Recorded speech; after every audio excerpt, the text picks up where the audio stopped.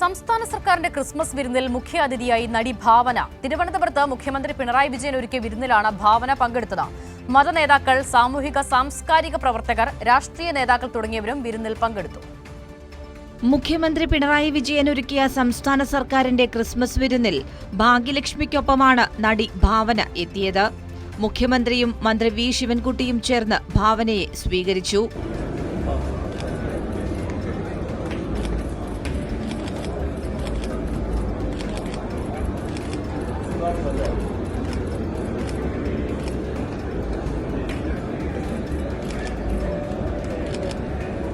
സർക്കാരിന്റെ ക്രിസ്മസ് വിരുന്നിൽ ബഹുമാനപ്പെട്ട മുഖ്യമന്ത്രിക്കും മലയാളത്തിന്റെ അഭിമാനതാരം ഭാവനയ്ക്കും ഒപ്പം എന്ന് കുറിച്ച് മന്ത്രി വി ശിവൻകുട്ടിയാണ് ചിത്രം സമൂഹമാധ്യമത്തിൽ ആദ്യം പങ്കുവച്ചത്.